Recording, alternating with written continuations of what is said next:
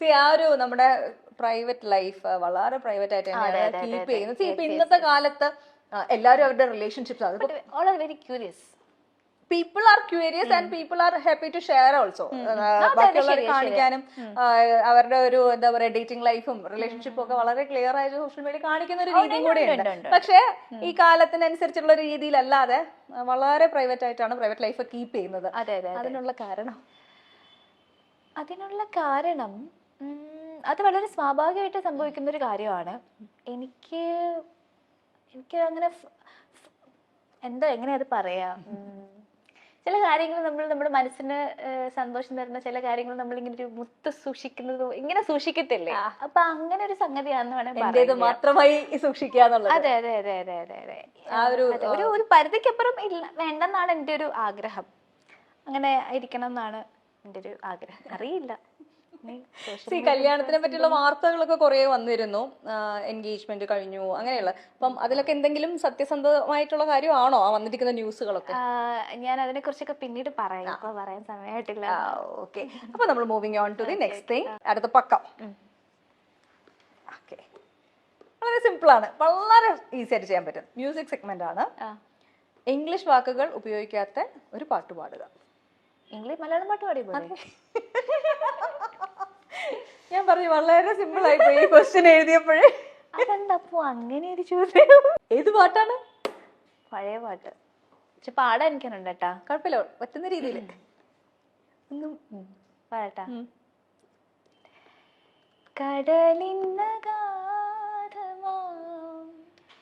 നീലിമയിൽ കമനിലിൻ ഹൃദയത്തിനാഴത്തിലാരും അറിയാതെ കാത്തുവച്ചതേതുരാഗം അരുമയാം അനുരാഗ പത്മരാഗം. പത്മരാഗമാണോ? അതാണ് കൺഫ്യൂഷൻ. അതാണ് ഒരു കൺഫ്യൂഷൻ, മനസ്സിലായില്ലേ? സത്യം സത്യം. അതെ അതെ അതെ. അപ്പൊ എന്തായാലും ഈ പാട്ടിൽ എന്തായാലും മുത്തുപോലെ പവിഴം വാക്കുകൾ പറഞ്ഞുതരാനേ പറ്റുള്ളൂ. അവിടെയാണ് കൺഫ്യൂഷൻ വരുന്നത്. പത്മരാഗം, സ്വർഗരാഗം. അതെ അതെ, നമ്മൾ എന്നും കേൾക്കുന്ന പാട്ടാണെങ്കിലും പറഞ്ഞു വരുമ്പോഴത്തേക്കും അതാണോ ഇതാണോ എന്നൊരു സംശയം വരും. ഓക്കെ, അപ്പൊ സക്സസ്ഫുള്ളി കംപ്ലീറ്റഡ് അത് വൺ ഓൾസോ. അപ്പൊ അടുത്ത ചക്കം. സ്വന്തം മുഖത്തോട് സാദൃശ്യമുള്ള ഒരാളെ കണ്ടുമുട്ടിയിട്ടുണ്ട്. കണ്ടുമുട്ടിയിട്ടുണ്ടോ എന്ന് വെച്ചാൽ എനിക്ക് നമുക്ക് കണ്ടാ അങ്ങനെ പെട്ടെന്ന് പിടിയിട്ടത്തില്ല. അങ്ങനെ ഡിറ്റോ സാദൃശ്യമുള്ള ആളെ കണ്ടുമുട്ടിട്ടൊന്നുമില്ല. പിന്നെ ഒത്തിരി പേര് ഓൺലൈനിലും ഒക്കെ, പിന്നെ ഇപ്പൊ കൊളീഗ്സ് കൂടെ വർക്ക് ചെയ്യുന്ന കൊളീഗ്സ് ഒക്കെ ഇന്ന ആളെ പോലെ ഇരിക്കുന്നെന്ന് പറയാം. അങ്ങനെ കുറെ പേരുടെ പേര് പറഞ്ഞിട്ടുണ്ട്. അങ്ങനെ എനിക്കും തോന്നിയിട്ടുള്ള ഒരാളാണ്. നേരിട്ട് കാണുന്നതിനേക്കാൾ കൂടുതൽ നമ്മള് സ്ക്രീനിൽ കാണുമ്പോൾ ഭയങ്കരമായിട്ട് സിമിലാരിറ്റി തോന്നിയിട്ടുള്ള ആക്ട്രസ് ഒക്കെ ഉണ്ട്. അതെ അതെ അതെ. ഏറ്റവും കൂടുതൽ കേൾക്കുന്ന ആരുമായിട്ടുള്ള ഏറ്റവും കൂടുതൽ ഇപ്പൊ കേൾക്കുന്നത് നമ്മുടെ പാൻ ഇന്ത്യൻ സ്റ്റാർ ക്യൂട്ട്നെസിന്റെ. അതെ അതെ അതെ അതെ അതെ. രശ്മിക ശരിക്കും കേട്ടോ, എനിക്ക് എവിടെയൊക്കെയോ തോന്നാറുണ്ട് ചില ഫോട്ടോസ് ചില ആംഗിളില് അങ്ങനെ പറഞ്ഞു കേൾക്കുന്നത് ശരിയോ എന്തോ ഇതാണ്. പക്ഷെ അത് മാത്രമല്ല കേട്ടോ, ഷംന കാസിന്റെ പോലെ ഇരിക്കുന്നു എന്ന് ചിലർ പറയും. ചിലർ പലതും തോന്നുവേ. ഷംന കാസിം ഒരു ദിവസം എന്നെ കണ്ടപ്പോൾ പറഞ്ഞു സുമലതേനെ പോലെ ഇരിക്കുന്നു. പണ്ട് വേണ റിലീസ് ചെയ്ത സമയത്ത് അതിന്റെ കമന്റ്സിൽ ശിവതയെ പോലെ ഇരിക്കുന്നു ഒരു കമന്റ്. പല കമന്റ്സ് ആണ്. പിന്നെ ആംബർ ഹേർഡിന്റെ ചെറിയ ഇതുണ്ടെന്ന് പറയും. അത് ഏതൊക്കെയോ ആംഗിളിൽ നിന്നുള്ള ഓരോ കമന്റ്സും. അതിൽ ഏറ്റവും സന്തോഷം തോന്നിയത് ആരുമായിട്ടുള്ള സിമിലാരിറ്റി കേട്ടപ്പോഴും? അങ്ങനെ വെച്ചാല് എല്ലാരും എല്ലാരും കുഴപ്പമില്ല. ഞാൻ ചിന്തിക്കുന്നത് എന്താണെന്നറിയാവോ, ഇവരൊക്കെ റിജക്ട് ചെയ്യുന്ന മൂവീസ് ഉണ്ടായിരിക്കുമല്ലേ, ഡേറ്റ് അല്ലാണ്ട് മൂവീസ് ഒക്കെ, അതൊക്കെ ഇന്ന കുട്ടി അയാൾ ആ പോലെ ഇരിക്കും പക്ഷെ നന്നായിരിക്കും എന്നൊക്കെ ചിന്തിച്ച് അങ്ങനെ പ്രോജക്ട്സ് ഒക്കെ വന്നൂടെ വരണം എന്നാണ് എൻ്റെ ഒരു ആഗ്രഹം. പക്ഷെ അങ്ങനെ സംഭവിച്ചിട്ടില്ല. ഞാൻ ഇന്ന് ഒരാളുടെ കൂടെ അതിമോഹമായി. പ്രവീണ ചേച്ചിയുടെ ചെറിയ ഛായ ആണോ? എവിടെയോ എവിടെയോ എങ്കയോ ചെറുപ്പത്തിലുള്ള പ്രവീണ ചേച്ചിയുടെ ഒരു ഛായയും തോന്നുന്നുണ്ട്. അപ്പൊ എന്തായാലും ഇവര് റിജക്ട് ചെയ്യുന്നത് എന്നുള്ളതല്ല, ഡേറ്റ് ഫ്രീ ആണ്, സിനിമകൾ ചെയ്യാൻ. ഓക്കെ, അപ്പൊ ചക്കത്തിൽ അടുത്തത്. മറ്റുള്ളവരുടെ ഉപദേശം കേട്ട് തലവേദന ഉണ്ടായിട്ടുണ്ട്. ഓ പിന്നെ വരുന്നവരും പോകുന്നവരൊക്കെ ഉപദേശിച്ചിട്ട് പോകാറുണ്ടോ? അയ്യോ ഇല്ല, അങ്ങനെ ഇല്ല, അങ്ങനെ ഇരുന്ന് കൊടുക്കാറില്ല. എനിക്ക് അങ്ങനെയൊക്കെ ഉള്ള കുറച്ച് നല്ല ക്വാളിറ്റീസ് ഉണ്ട്. ഞാൻ വളരെ ചുരുക്കമാണ് അങ്ങനെ ഇരുന്ന് കൊടുക്കുക. നമുക്കറിയാലോ ഏത് റൂട്ടിലേക്കാണ് അത് പോകുന്നത് കണ്ടു. ഞാൻ പതുക്കെ എങ്ങനെയെങ്കിലും സ്കൂട്ട്. പക്ഷെ ചില സാഹചര്യങ്ങളിൽ ഞാൻ നല്ല ലിസണറാണ് കേട്ടോ. എനിക്ക് ലിസൺ ചെയ്യാൻ എനിക്ക് ബുദ്ധിമുട്ടൊന്നുമില്ല. ഞാൻ സംസാരിക്കുന്നതിൽ കൂടുതൽ കേൾക്കുന്ന ആളാണ്. അപ്പം അങ്ങനെയൊക്കെ നമ്മൾ ചിലപ്പോൾ ഇരിക്കുമ്പോഴത്തേക്കും ഇത് ഈ ഒരു മേഖലയിലേക്ക് പോകും, കോൺവെർസേഷൻ ഉപദേശത്തിലേക്കൊക്കെ പോകും. നമുക്ക് ഓൾറെഡി അറിയാവുന്ന കാര്യങ്ങളായിരിക്കും, നമ്മൾ അവെയർ ആയിട്ടുള്ള കാര്യങ്ങളായിരിക്കും. വീണ്ടും ഇങ്ങനെ കേൾക്കുമ്പോഴത്തേക്കും പിന്നെ അത് ഇരുന്ന് കേൾക്കും, വേറെ വഴിയില്ല. പിന്നെ എനിക്ക് ഈ സ്കൂട്ടാവുക വെച്ചാൽ മുൻ അറിഞ്ഞു വരുമ്പോഴത്തേക്കും ആദ്യമേ സ്കൂട്ടാവുന്നറിയാം. പക്ഷെ ഒരു കോൺവെർസേഷന്റെ ഇടയ്ക്ക് ബ്രേക്ക് ചെയ്ത് പോകുന്നത് എനിക്ക് അറിയത്തില്ല, അല്ലെങ്കിൽ എനിക്ക് കോൺവെർസേഷൻ മാറ്റാനൊന്നും അറിയില്ല.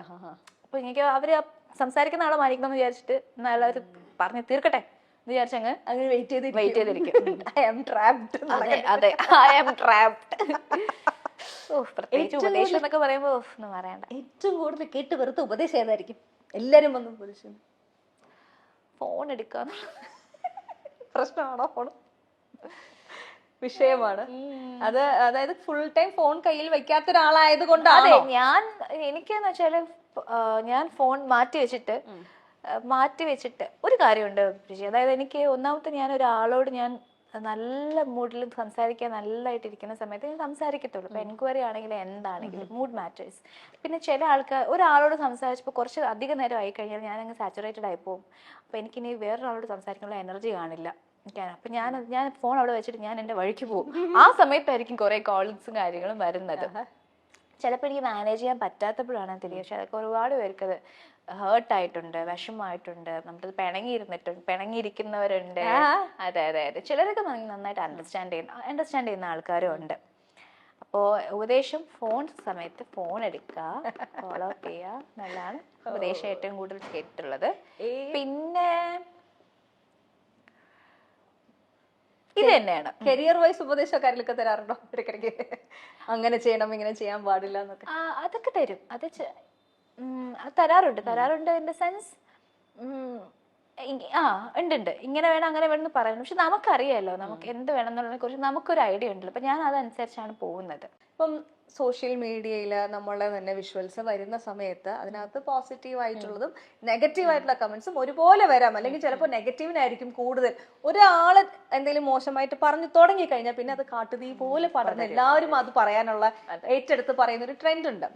അപ്പോൾ കഴിഞ്ഞ ദിവസം ഒരു ഇന്റർവ്യൂ, ഞാൻ ഡയാനയാണ് എൻ്റെ ഗസ്റ്റ് എന്നറിഞ്ഞപ്പോൾ ഞാൻ കുറച്ച് റെഫറൻസ് എടുക്കുമായിരുന്നു. അപ്പൊ അതിനകത്ത് ഒരു ഇന്റർവ്യൂല് മതത്തിനെ കുറിച്ച് പറയുന്നുണ്ടായിരുന്നു.